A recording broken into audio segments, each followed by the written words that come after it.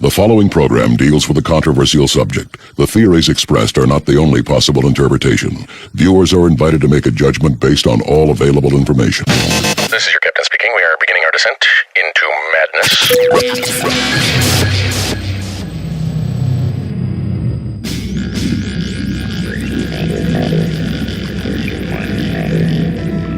Open your mind.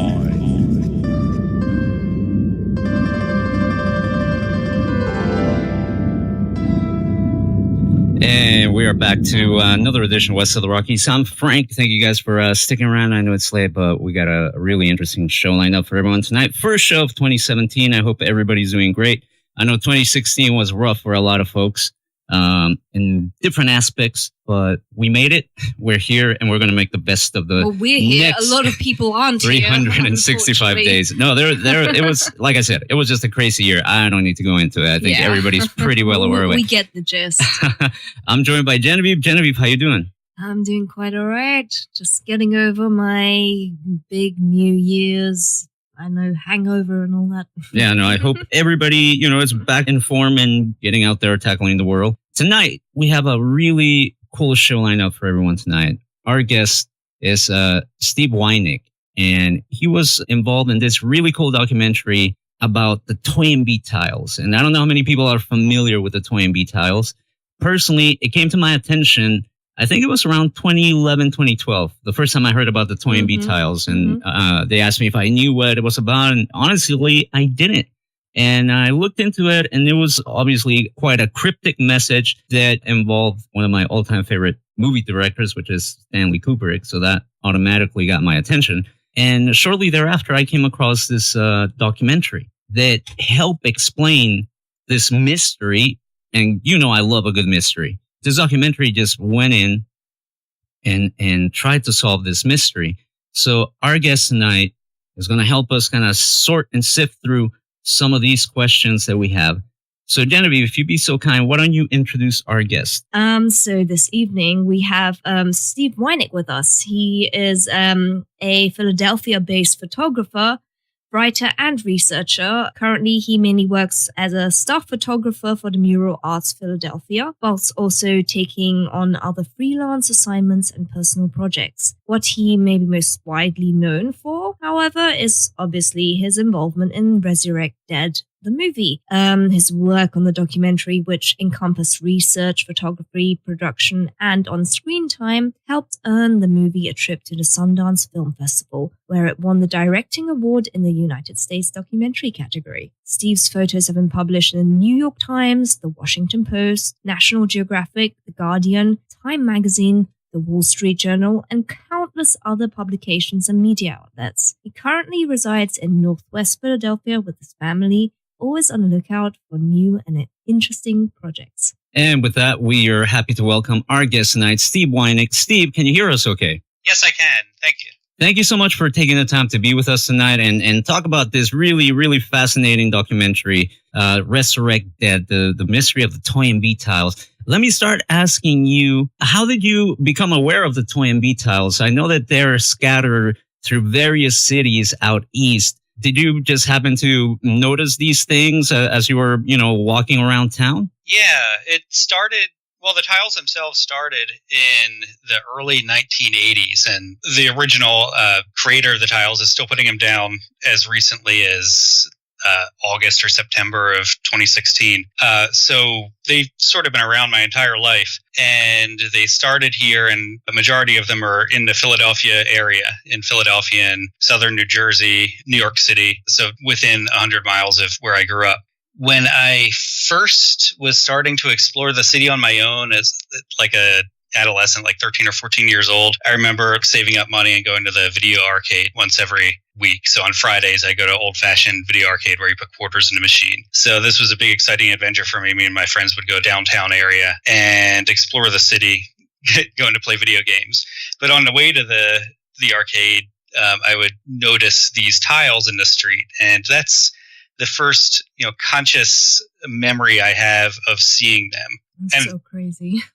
Yeah, for listeners who might not understand what I'm talking about, like if you've ever walked down the street and noticed like maybe a penny or bottle cap or just some debris sort of gets stuck and embedded into the asphalt. The person who's putting these tiles down is kind of using that same method, only he's carving linoleum tiles or VCT nylon tiles with a cryptic message. The message has been very consistent over the last 30 plus years, and he's found a way to, without ever being seen or caught in the act, he's found a way to embed these tiles at intersections, some of the busiest intersections in North America and a couple in South America, flush into the street. So they literally become part of the street. They're inseparable. Like if you want to remove them, you'd need, heavy equipment and power tools and stuff like that. The message itself on these tiles is it's Toynbee idea in Kubrick's 2001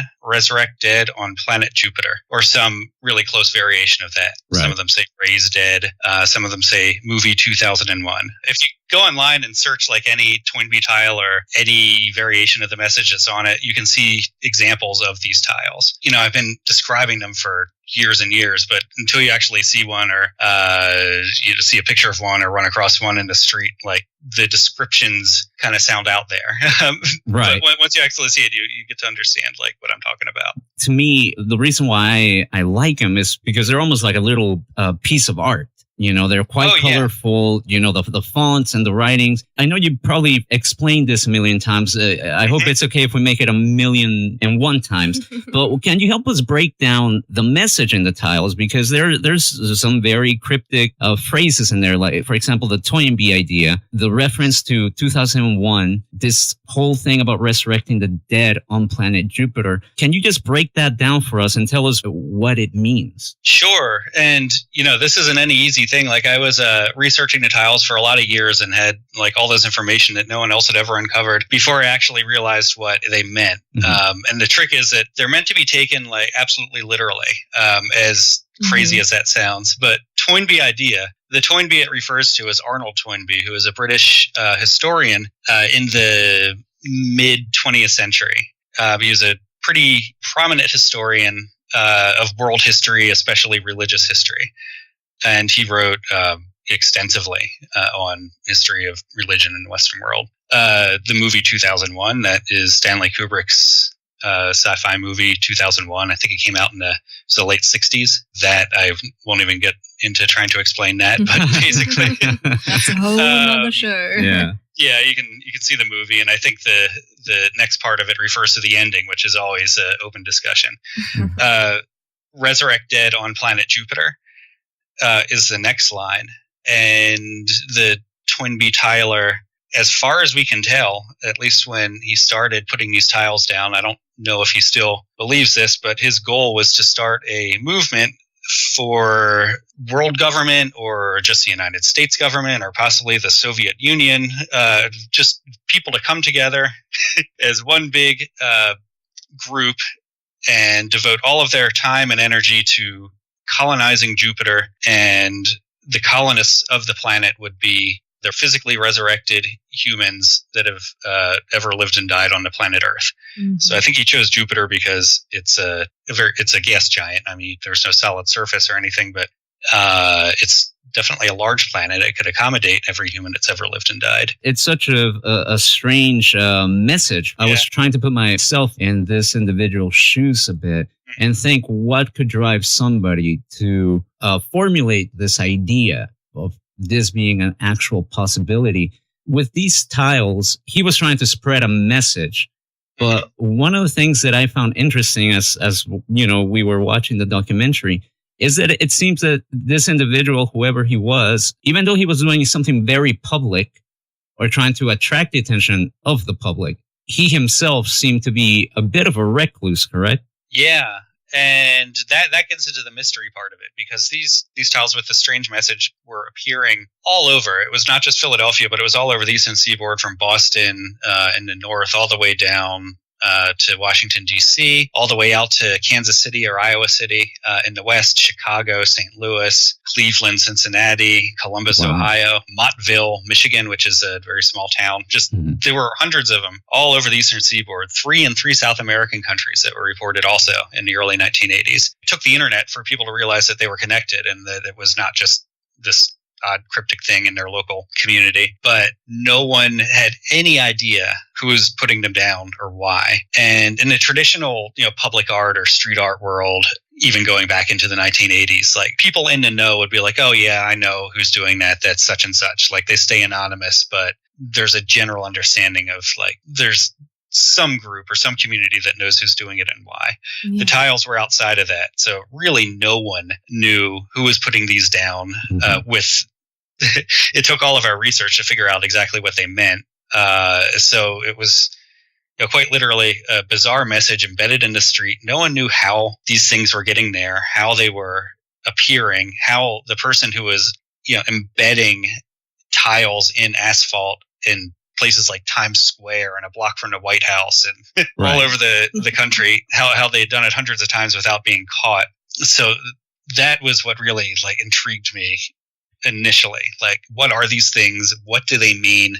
And how is it possible that no one in any community seems to know who's doing it? Yeah, and that was one of the things that I found perplexing, because obviously these tiles are located in the middle of the street, and quite open public spaces, yet nobody had caught a glimpse of the person that was doing this. Before we talk a little bit more of the individual that became known as the Toynbee Tiler, I want to ask you, how did you connect with John Foy, who was the director of the documentary, and obviously Justin, who is also trying to unravel this mystery, and Colin Smith? How did you meet those guys? Were you friends already? And was this a project, the idea that you guys had been kicking around, or was it the mystery itself that brought you guys together? Well, Philadelphia is a pretty small city, so I'd run across Justin a couple of times. He plays in a few bands, and I'd seen at least one of them play with friends of mine. But I didn't know Justin, Colin, or John until the documentary started. And there are a lot of synchronicities in this whole story,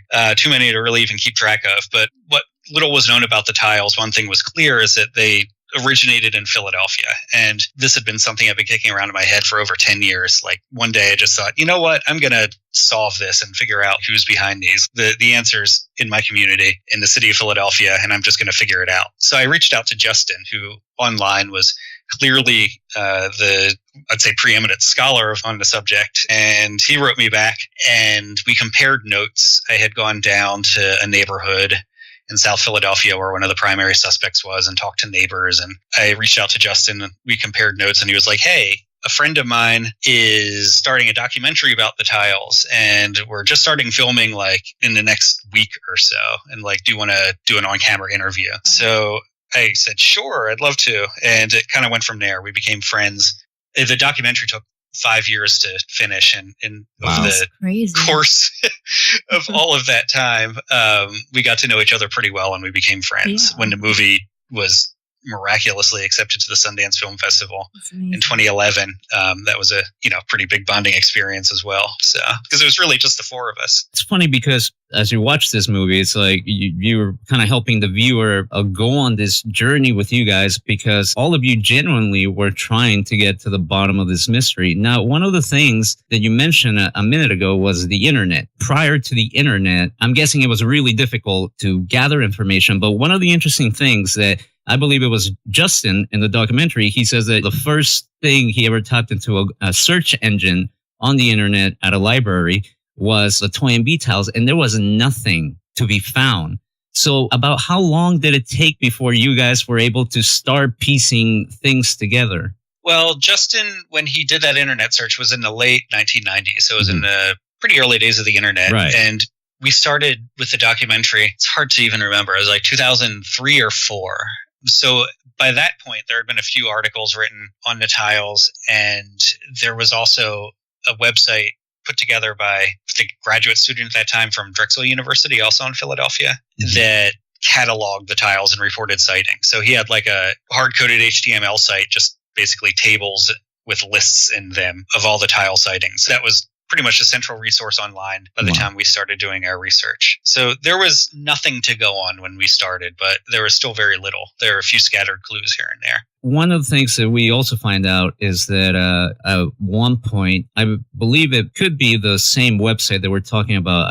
I believe the webmaster kind of handed over the keys, if you will, to his website.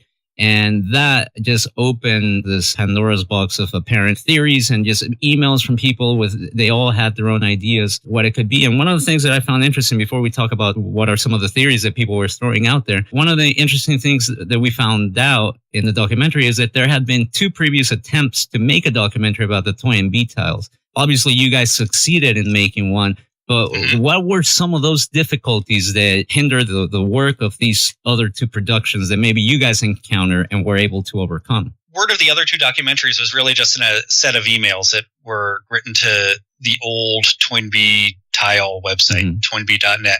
So we were given a mailbox file with hundreds of emails in it from all the correspondence that the webmaster there had for 5 or 6 years that he had run that site. And it was just mentioned in passing. But like I said, I mean, this documentary it was a real labor of love for the director, especially. And it took him 5 years to put it together. And it was entirely self-financed.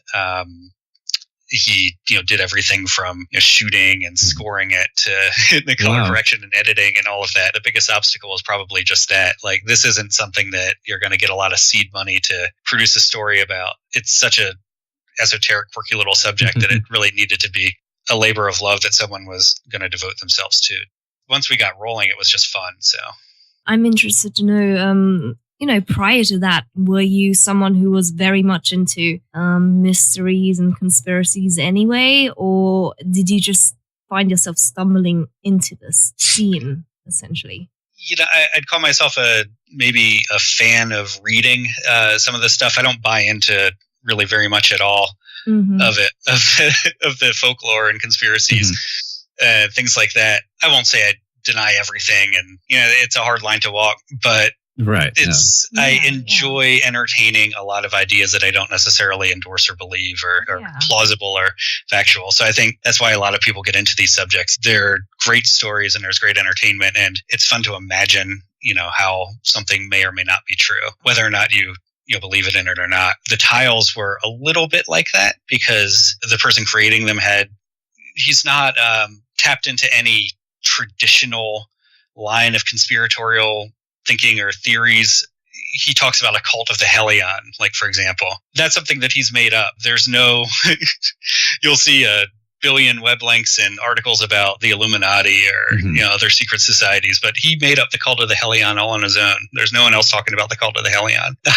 You know what I mean? But so it's pretty intense. He entertains these ideas, and there's definitely that element to this story, and that will pique a lot of people's interest, but also just the sheer mystery of it and the solvability of it. There's a line in the movie where Justin, I think, said something like, "This isn't a phantom or a ghost. Like, this is real. There's someone taking a knife and carving this message into tiles and leaving them around the country." So it wasn't something that was necessarily going to go unanswered, like a lot of the stuff in the esoteric world. I don't think anyone's going to roll a body of Bigfoot or something into anywhere next week or tomorrow. But, we could figure out with the Toynbee Tiles who's doing it. Like, they're right there. There are hundreds of photos of them. Right. Someone's putting them down, like, right there to be solved. And am I right in thinking you're still photographing them to this day, right? And do you still find new ones popping up, or are they just ones that you haven't discovered before? There was a big set put down in Philadelphia over the summer of 2016 into the early fall. And that was the first set in Philadelphia in, I think, 5 or 6 years. So that was exciting. Oh, wow. 12 or 15 went down in the city. A few of them disappeared almost immediately too. So I stopped reporting them right away because they're a little bit vulnerable when they're first put down. I think you can peel them up if you really try. If you get to them in the first few days. I saw a couple and I was excited and put them online, and within a couple of days, 3 of them were gone. Oh my goodness. So I think people are starting to take them. I know that's almost silly to ask, but how do you know that they're originals at this point? That's something, part of it is you can start with the earliest tiles and look at the progression. over time. So if you look at the very first ones, they had a very distinct style for the first 5 or 6 years, and then they shifted into another style, and then into another style, and then into another style. So a lot of people that say like, well, these aren't originals, look clearly like, this one looks totally different from this one. Tile A looks totally different from Tile B, but not considering that, Tile A was made in 1995 and Tile B was made in 2012. So having followed them and put together a pretty solid timeline, we can see the evolution of styles, of materials, how they're put down, where they're put down. But the most convincing thing, and this is not something that's in the documentary because it's happened since the documentary, the most convincing thing is the tiler himself started putting down tiles that didn't have the traditional Toynbee message just a couple of years ago. These were really hyper-local tiles near the New Jersey shore where he has a family home. These tiles attack an individual that we don't know what beef he has with this guy, but they attack a guy who is a volunteer for Meals on Wheels. Goodness me. Yeah, they attack him and say horrible things about him. Wow. This person has had contact with our primary tile suspect. He has had contact with the family, not with the tiler himself. Doesn't know why he's being targeted by them. I haven't spoken with him myself, but I know someone who has. At the same time, tiles with the traditional message that look nearly identical in material and style and carving started appearing in Baltimore and New York City and along I-95 and also in places in South Jersey. Wow. So just by comparing we suspected that these were original tiles and these other tiles that, have a direct connection to the original Toynbee tiler. They look exactly the same. They appeared at the same time, but they have this slightly different message, but one also that the tiler has a connection to. I hope you can follow me along with this thread here.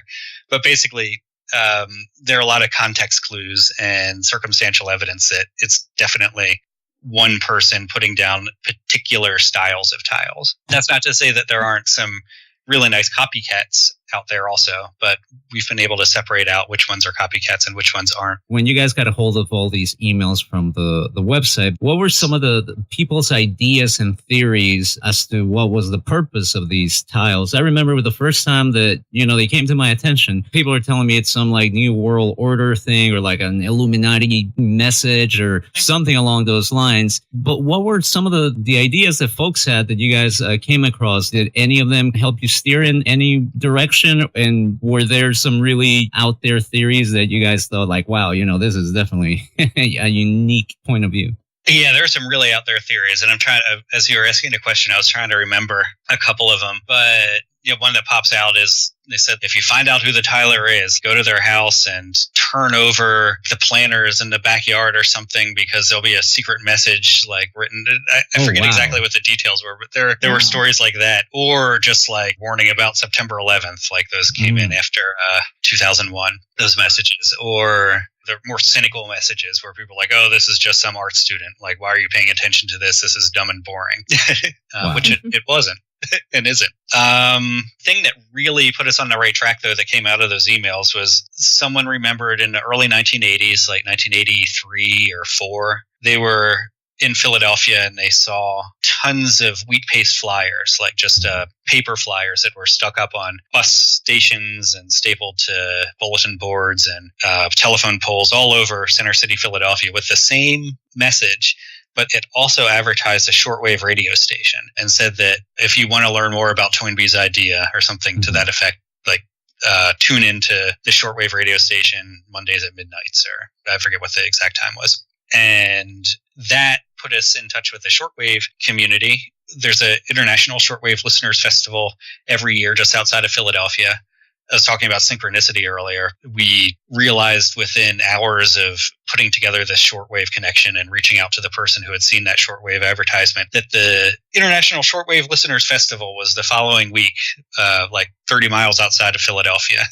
So we thought, hey, we got to go to that and see if anyone there remembers anything or knows anything. Those were little strokes of luck and a little bit of synchronicity that kind of put us on the right path, because it was there that we did actually speak with someone. Yeah. that was like a great investigative work right there. Because it was really fun to watch. Yeah. I was like, it's genius, right? If you're looking for something so obscure and this quite is real niche, grassroots you researching. go to the place, like to a convention that's filled with these people. Sorry, I didn't mean to cut you off, but I just thought that was one of my favorite parts of the documentary, just to see you guys go to this gathering and just straight up ask people, does anybody remember this? Yeah, that was one of the things about this research also, and to go back just a little bit, because before we really got into shortwave, there are hints that there might have been a connection to the shortwave community, and there are also hints that led nowhere, ultimately, that there is some involvement with the railroads, with the Conrail rail line.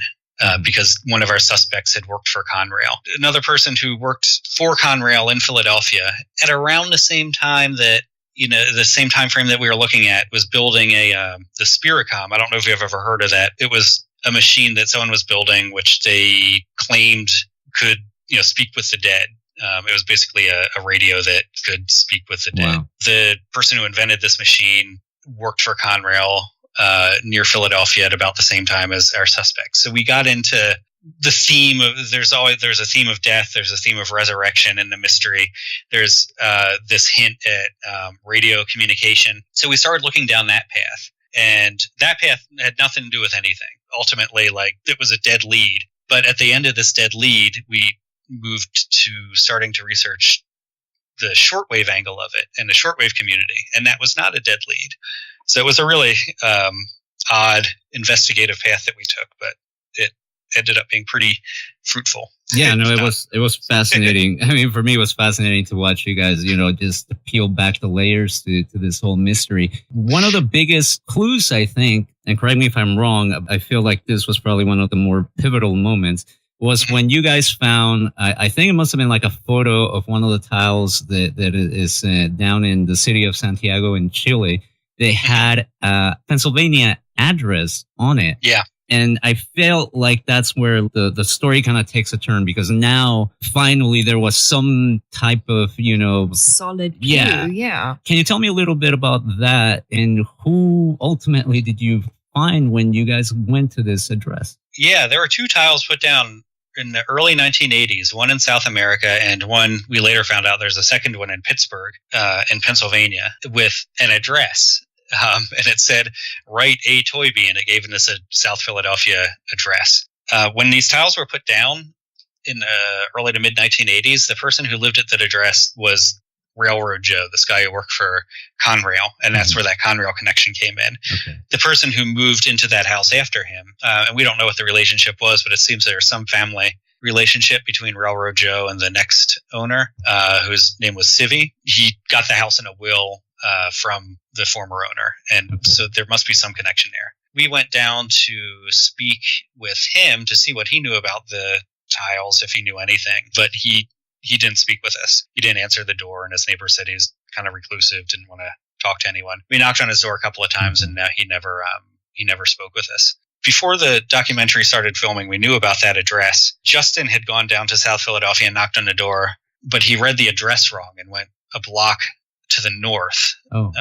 It said 26 on the tile. He went to 25 because it's hard to read. And a person not answered the door, and are like, "What are you talking about? I don't know anything about that." So Justin had, for years after that, said like, "Oh no, I checked that address out," and like the guy said he didn't have anything to do with it, and he seemed perfectly believable. So, right. Wow. So we ignored that address for a long time when we really shouldn't have. Wow. Since Justin was the authority on the tiles, and he had publicly said, "I checked out that address," and the guy there knew nothing about it, it put everyone else off the trail too, because they trusted him as the authority. The person at that address did ultimately end up being our primary suspect as the tiler. So I talk about this like long investigative path that we took, and machines that talk to the dead and the shortwave radio community and all that. And the answer ultimately was like he put his address on a tile. Right. Yeah. It's like hiding in plain sight almost, right? Yeah, exactly. We do laugh about that sometimes. It's interesting because, this gentleman that goes by the name of Sevi, it seems like, as you mentioned, you guys tried to communicate with him and talk to him, but he is a very private individual of what we could see. However, I would think, and I know Genevieve and I were talking about this earlier, and she brought up a good point, that if he wanted to spread his message out there, having a documentary film crew would be a good way to push the message out even further. But it seems like he wasn't interested in that. Do you guys think that he's still doing it, but he just does not want to be, he doesn't want a face attached to the message or the movement, if you will? I think he pretty clearly doesn't want to take any personal credit or responsibility or have his face out there. Mm-hmm. And that's pretty clear because he never spoke with us, and maybe he didn't like us for some reason, but he never spoke with us. Everything he's done has been with the mission of getting the message out in as durable a way as possible. So like in the early 1980s, he was like putting the posters up and doing shortwave radio broadcasts. Both of those things are pretty ephemeral. Right. The tiles, I think, came in as a more permanent way to spread that message. So, you make 100 of these over the summer or over the winter and stick them down over the summer, and some of them will last 10 or 15 years at least. There's some in Cleveland that are 20 years old. But he never took credit. When he was approaching the media, before he kind of turned against the media in the 1990s and the 80s, when he was still trying to get in touch with the press to spread the idea, we're pretty sure he was using a pseudonym. He went by the name James Morasco when he was speaking publicly to people. We don't know for sure if there wasn't a James Morasco, but we don't think that there was. We think it's always been the one person. But that's an unanswered question. Maybe there was a small team originally. I believe that in the documentary there is mention of the let me see if I can find it in my notes here, the Jupiter Colonization Organization, and also another name that pops up was the Minority Association. Yeah, when he was putting together press releases back when he was approaching the press and he called into Larry King's radio show back in the early 80s. He was a somewhat regular caller from what we've heard. Oh, he used to have a regular talk show, and then I think after 2 to 5 a.m. or something, it was open phones, and I guess it was sort of like this, or like an Art Bell style show, where he'd just take open calls from folks and talk about stuff. So he called into that a few times in the early 1980s. You mentioned, that he was trying to approach the press, but I believe, like you said, it was either like mid 80s or going into the 90s that the Tiles began to take on this very kind of paranoid tone. And I remember one of the harshest things that that we saw was where he says, or one of the Tiles reads like, "Kill all journalists" or something like that. Murder. Or murder. Yeah. It was it's almost like the Tiles kind of give us a bit. I mean, I felt I don't know if I'm reading too much into the Tiles at this point, because I'm quite fascinated by all this, but it's almost like the Tiles are beginning to give us like an insight into his psyche a little bit, and we begin to see a bit of an unraveling occur that maybe perhaps has to do with how reclusive he was. What vibe did you get out of that? Do you think that he was kind of breaking down a little bit? Because it does seem a bit harsh, some of the things that we read in those Tiles. Since he's never spoken with us and said what his intentions are in his own voice, this is all just speculation. So I don't really know. But there does seem to be a pretty clear progression where he's really open at first, doing shortwave broadcasts. He was trying to broadcast into the USSR. He was trying to broadcast the message to as many people as possible over as wide a space as possible over as long period of time as possible. He thought if he could get popular momentum for this movement, like he had this great idea to build heaven and space, basically. He didn't believe that there was any... He didn't believe in a separate realm of heaven. He thought that heaven would be a material place and that it was up to human beings to build it. And he was like, I figured it out. This is like how humans will achieve an afterlife, is all like, I figured it out. No one else has had this idea. And as soon as I tell people that like we can live eternally if we just build heaven and space by combining the ideas of Arnold Toynbee and Stanley Kubrick, everyone's going to get on board and it's going to be awesome, and we'll, have a beautiful afterlife on Jupiter. When that didn't happen, when he spread this message and people were not getting on board, he seemed to take a turn against the press, who he thought was deliberately stifling the message, against the cult of the Helion, which is I mentioned that earlier. It's a group that I've never seen mentioned by any other person online or anywhere else for that matter. He thought it was a Illuminati style cult that was suppressing his idea and this information. Oh wow! He put tiles down that said "Murder every journalist, I beg you." That was actually near Times Square. We never got a photo of it, but we got multiple reports of it. And those sidebar messages, these messages that said stuff like "Murder every journalist" or "The cult of the Hellion" gloated over this movement's death and things like that. Those were put in little sidebar tiles. So there'd be the main message about resurrecting the dead, and then there'd be these little smaller, usually sidebar tiles with a few lines of text. And that's where we're getting this other information from. If you look at photos of tiles, you'll see a lot of them have this accompanying text either around the borders or in tiles that are placed down next to the main tile. But yeah, they did take a pretty dark turn in the mid-1990s, and that continues to today. There are some more explicitly hateful messages on a few of them. What's the latest message you've had in that case? Oh, the latest message. I'd have to pull it up. Maybe I can do that while I talk. Yeah, we would. There's something about his mother being murdered by Venezuelan hitmen or something. Oh my like goodness! That. Wow. When you said it took a turn, it really did. Well, is this message on the sidebar or is a main tile message? It's sort of at the sidebar. It's kind of scratched into the main tile, but it's separate from the main message. So it's in the same vein as a sidebar text, even if it's not a separate tile. He's had some anti-Semitic and homophobic messages on tiles. They've taken a bit of a darker turn. New York, actually, yeah. Wow.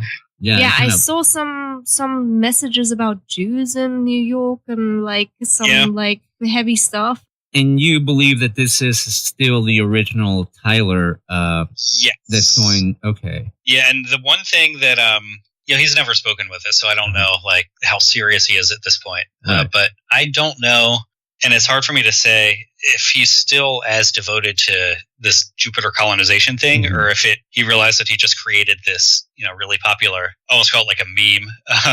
Right. And if he's doing it at this point just because he knows he's gotten a little bit of notoriety, even if he doesn't want to take credit for it, just knowing that people are following it and giving him credit for it. He invented a medium and a method for spreading a message. Style, no one else was doing art it. and creativity and communication. Yeah. To me, they look like little works of art. When I see it, it's like I tell Genevieve, I wish I could just go in there with a jackhammer and take one of those things. But in the evolution of styles, the most beautiful, most thoughtfully created ones were put together in the mid to late 1990s. He was doing multiple colors and dovetailing two tiles together and doing fancy borders and inlaying little coffee cups and other illustration. And he'd do maybe 12 in a year. More recently, as in the last 15 years or so, he's just made 100 or 200 tiles in a year. So a lot of them are much less thoughtful in their artistic quality, and he's going for just quantity. You can't make 150 beautiful tiles, but you can make 150 pretty quick ones. Right. So we'll say that the golden age of the tiles was in the 90s then. Yeah. Speaking of, and I know we're running out of time, Steve, I don't want to take too much of your time. But speaking of the tiles, what's the status of the tiles with the local city officials? Do they see this as a form of street art? Is there an effort to conserve the tiles, or did they just see it as vandalism? Did they just pave over them, get rid of them? What's the status? Well, the city of Chicago explicitly destroyed them, and I'm pretty sure, I haven't gotten a statement from anyone in New York, but I'm pretty sure the city of New York is also just going out and grinding them down that's a shame. I did see as they see him. Covered. The good news is a couple of people in Philadelphia city government saw the documentary and got the Philadelphia Streets Department to amend their milling contract so that they would preserve at least a small set of tiles. They've cut out 2. And they did that with their last repaving projects last year. Hopefully this year, they're going to extract a handful more. And there are 2 local institutions that are willing to save them for posterity. So Temple University and the Philadelphia History Museum are both interested in adding a couple of tiles to their collection. So at least, yes, somewhere, they might not be the most beautiful ones. If the tiler's listening, I'd ask him to put together some really, really nice ones, and the city will cut them out next year. Nice. I hope he listens to this show. Believe me, it would be great. We'll broadcast it on shortwave as and well. honestly, I mean, I know that the documentary, the mystery gets solved, but I guess we don't get the Hollywood happy ending per se. Right. But the mystery is solved. Do you have hopes that the Toynbee Tiler will reach out at some point? Maybe just to say, hey, I watched what you guys did. It was kind of cool. I'd love it, but I don't think it's going to happen. No. We did everything we could. We were in pretty close touch with some of his neighbors. He spoke with some of his neighbors. So he said, like, hey, can you tell him that this movie's coming out? Because the way the movie ends, we say, like, hey, we're not going to bother you anymore. Thanks for all the work you do. We think it's pretty awesome what you've invented and what you've done and how you've been able to spread a message even when no one wanted to hear it. And we left it at that. That's when the movie ended. Then the movie actually got much wider distribution than we had ever imagined it would. We thought it might get some local distribution and do little things here and there. But when I went to the Sundance Film Festival and got picked up by Focus World, you can see it on Canadian Netflix now for any of your Canadian listeners. Nice. Very cool. It's cool. Up there now. Or I think you can get it through VPN if you go through Canada. We approached him again and said, hey, we did this movie and we put your name in it, and we know that you didn't want to talk to us, but just a heads up, like, we hope this doesn't affect you negatively in any way. We struggled a lot with that because he never spoke with us, and we basically outed him as the person who was doing it. So we struggled a whole lot with that. When we started investigating the movie, we didn't know where it would lead, and where it led us was to someone who didn't want to talk to us. And by the time we got to that point, the movie was done. So, it's like, it's like, what do you do? We're investigating the story. We don't know. It's a mystery. So we don't know what the story is going to end up telling exactly. us. And by the time we finished, it told us something that it's like, oh, this guy doesn't want you to tell a story, but we decided to go ahead and release it anyway. So we hope that we struck a pretty good balance between going far enough, not going too far, not people either say, like, what you did is horrible, like, you didn't want to be outed and you outed him. And the other reaction we get is, well, we get two other reactions. The other one is, it's awesome, you did a great, noble thing, the way you handled it. And then the third one is, why didn't you stake out his house and chase him down with a camera and get him to force him to talk to you? Right. So between those three reactions, we struck a pretty good when someone balance. does not want to be contacted, I think you know after a while. Yeah, but honestly, I think that's the beauty of the documentary is that it's not just this very we close the door on this and that's the end of that. There's still a bit of that mystery still there, so it's a good thing. There is that core of the mystery. Yeah. And I really like that. Thank you. Steve, I know we're almost out of time, so really quick, my last question is basically this, and I don't mean to get too philosophical with this, but the message of the Toynbee Tiles, what is your take on this? Do you think that now the message has been somewhat solved and we know it was just this one individual with a movement, or do you see that this message has transcended this very grassroots movement that it was in the 80s and 90s? I don't know if the message itself will be taken literally and people want to build heaven in space. Although you could say that, like, some stuff that's going on now, like, might ultimately, get to some, maybe not physical resurrection, but some iteration of immortality or preserving people, or I don't know. There are crazier things out there, crazier ideas out there than True. No, that immortality or with modern technology and everything. Yeah. What he really did do, though, was there are plenty of other people now that are creating their own tiles, and usually people who do their own will do homage tiles back to the original Toynbee Tiler with the original message. But people often also create tiles with their own message or create tiles in a new and different style. So he really invented a new medium for street art or public. Absolutely. And I think that will probably be, I mean, that's kind of a downer when you compare, like, oh, he created a new medium for street art compared to like, oh, he is going to lead humans to build heaven in space. But, you know, it's still pretty cool. It totally is. It totally is. It is. Steve, I know that you're also an amazing photographer. We saw some of your photos and it's a truly remarkable work. Why don't you tell people where they can find your social media and all that good stuff? And I know you mentioned that a second ago, but where can people watch Resurrect Dead? So you can follow me. Just search my name. I'm the only person with my name in the whole world. So that makes it good for one reason that, Nice. you know, if you search me, you'll find me. The bad thing is that odd name that you might not know how to spell. So Steve, that's easy. And the last name is Weinik, Steve Weinik. And if you just search that, you can see my Instagram and Facebook and my personal website. I also have a site devoted to the tiles to try to answer the most common questions that I get. And it's toynbeeidea.com. Nice. Toynbee idea.com. It was down right before this interview. I hope it is back up soon. Okay, no worries.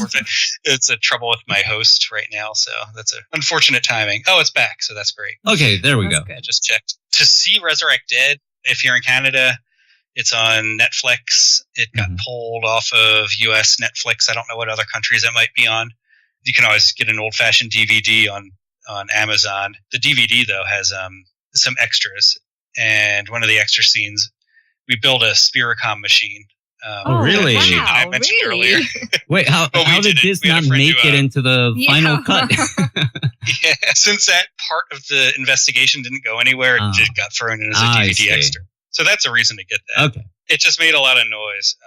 Yeah, it didn't really do anything. I think plugged a guitar into it or something. Nice.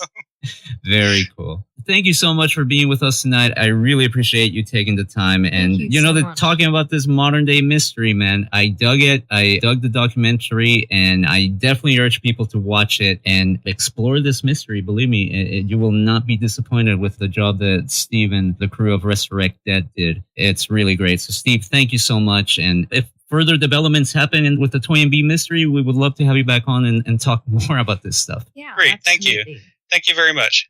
And that was Steve Weinik of the documentary Resurrect Dead, The Mystery of the Toynbee Tiles. Definitely check it out. If you want to watch it in high def, which I highly recommend, you can rent it on YouTube, Amazon Video, Google Play, and you can also get the DVD from Amazon.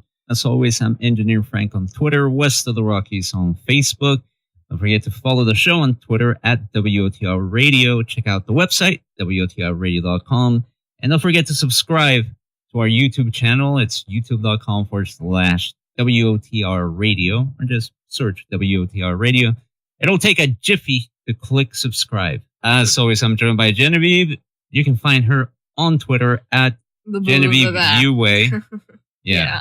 I seriously need to change it. Like, You need to that's find why words that people can. After a while, I started changing my email addresses to literally just my initials, like GY sort of thing. Yeah. And yeah, it And worked. did you find that works a lot better than giving people a tongue twister? Yeah. Yeah, Okay. it's like, so my first name is French, and the second one's Chinese, and the last one's German. Don't worry about it. But you can find her on Twitter, and you can catch her here every Thursday nights, posting no added flavors, music, and we'll be starting fun up again. jokes, and all that good Yep. stuff. Yep. I want to thank Steve Weinik for being our guest tonight. We had a really fun chat with Steve. that was really enjoyable. Dissecting this whole issue with the Toynbee Tiles. And for me, the thing about this mystery, as we were talking about with Steve, is the fact that there is still a bit to discover. And I think that's the cool thing and the genius thing Well, I think that's about the thing, this whole project. That's almost the thing that you don't want to let go of. Like, Yeah, it's like when you finish reading read a book. Yeah. Right. I mean, you do get some of that bittersweetness. We'll see what happens, but I can't say it enough. Check out the documentary Resurrect Dead, The Mystery of the Toynbee Tiles. One of the things that you will find as you watch the documentary, it was like the ingenious way in which the Toynbee Tiler went about putting these tiles, because a lot of them are in public roadways and intersections, et cetera, et cetera. And the question was always, how did he manage to do this? And Steve and the crew come to find that the gentleman behind this had a car with a hole cut into the floorboard of the passenger side. So basically, he would drive around town with these tiles I and think just drop them. it wasn't even like a hole. It just had no floorboard, apparently. Yeah, well, it was just it was just that open. Very Flintstones. Open passenger side. Yeah. So he was definitely quite determined to spread this message via the tiles and via the pirate radio signal, and hijacking the TV signals and posting flyers and going to the press and calling to Larry King. You definitely get the sense that this man, whoever he is, was definitely determined to get his message across. To deliver. And I guess one of the questions for me would be, if I ever were to talk to the man, at least my first impression was that this could be someone that lost somebody. Usually when you lose somebody close to you, that's a good point. In the moment of grief, you think of how you can bring somebody back, or how can you... You know what I'm saying? There needs to be something that got him so attached to it, I guess. So I see your point, yeah. And with the tiles, as we're talking with Steve, I began to get the feeling that the tiles themselves were giving you, like I said, an insight into where his mind was and a bit how it began to unravel, as I can only deduce that by the later messages in the tiles and some of the they started getting a little more convoluted, and he was adding little touches that just gave us an insight into his personality, I guess. I encourage everybody to check out the documentary. If you are in the East Coast or are planning a trip to the East Coast, have your camera ready and take some snapshots of that and tag us on Instagram at WOTR Radio. You're going to stumble across them either way. And like I said, I'm still quite fascinated by it. To me, they're like little works of art. And Steve, on his website, I believe that the website was toynbeeidea.com. Mm-hmm. And you can see the variety of tiles, and you can also see the evolution or de-evolution, however you want to see it, of the tiles. It's fascinating. And obviously check out his photography, because, we both here enjoy the arts in its many mediums, and photography is definitely one of them. His pictures are great. They're really interesting to look at. I kid you not. His photography, it's really interesting. That being said, take care, be safe. God bless. Don't do anything too crazy. Want to see you back next week. If you miss any part of tonight's show, don't worry. You will find it on our website in the next coming days, WTRradio.com. Boy, it's good to be back. It's good to be back. Shout out to Tony Merlo, and we love you too. And thanks for your continued support. Shout out to Leslie, and yeah, definitely keep tuning in. We shall be here. Courtney's listening. Shout out to Courtney as well. So all of you guys. Everyone listening, we thank you for your support, and we look forward to spending our Sunday nights with you as we explore more of the mysteries and craziness that's out there in the world. Keep up with us at WTR Radio on Twitter, WTRradio.com is the website, West of the Rockies on Facebook.